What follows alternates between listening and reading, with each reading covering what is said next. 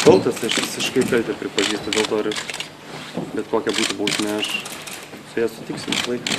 Kaip čia yra, kaip čia buvo, sakykit, tu pats dabar supranti, kaip tu ten padarai viską, ar...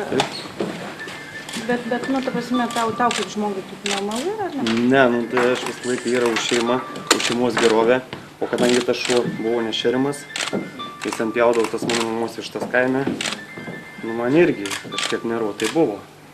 Bet kadangi šiuo metu aš sakau, kad aš jo užmušt nenorėjau, aš tik norėjau numesti vandenį, bet kad ten nepataikiau tai ir... Lietuvos Respublikos baudžiamojo kodekso 310 straipsnėje ir jį nuteisti 8 mėnesiams laisvės atėmimo. Aš net nežiūrėjau, aš numečiau, aš net nežiūrėjau, aš nuėjau ir viskas. O sakykit, prašau, tie du asmenys, kurie matė, kurie filmavo. Aš jų nepažįstu.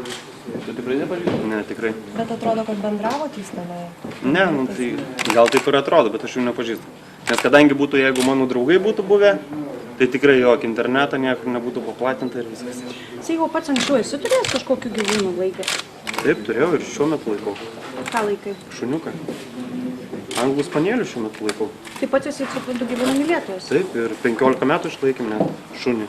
Tas pipiras tau užkliuvo vien dėl to, kad jisai pjovė vištas kažkada? Taip, mano mamos. Ne kažkada, o šiuo metu. O kiek jis tų vištų išpjovė? Aš nežinau, bet sakė daug. Jeigu mama sakė, nuperka vis laik tas vištas, visas išpjaunam, tai...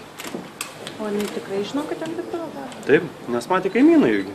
O tai su to kaimynu nebandėt kalbėti? Bandžiau, kalbėjau su juo. Bet kadangi jis ten išgeręs buvo visą laiką geria ir dar jam ten proto trūksta, tai jis sakė, sako, pats pasirūpink, žinai. Nu ir viskas. Tai tu ir pasirūpinai. Taip ir pasirūpink. Bet biškai gailiesi dėl to, kokiu būdu Ne pasirūpinai? biškio, labai gailiuosi. Nes aš kadangi, kaip sakau, aš nenorėjau jo ten mest, aišku, ant to žemės dar kažkur, aš norėjau vandenį mest. Kadangi ten prie krantų nukritų nepataiko, tai ir taip nutikti viskas. O tai manai, kad šuo būtų supratęs, dėl ko jis yra įmestas į vandenį? Nežinau. Bet tai čia jeigu neėjau su šun šeimininku pasikalbėti normaliai, kiek aš kalbėjau, aš 2 kartus kalbėjau su juo. O kad pas seniūną nueit pasakyti, kad yra problema, tai... Tai pasižiūrėkit, koks tas seniūnas, aš nenoriu čia vardyti. Jeigu tas seniūnas visuomenė nepasirūpina seredžius, tai ką jis apie šunį pagalvos? Ir viskas. Kuo? Net brolio nebuvo. Iš kur čia taip ištraukia? Nebuvo jokio brolio. Tai liudininkų dabar, tai tokį burbulą čia jūs išpučia žurnalistai, tokį, kad aš net neįsivaizduoju. Čia gali daug ką prikalbėti. Dar gal pasakysit, kad mama buvo. Ką?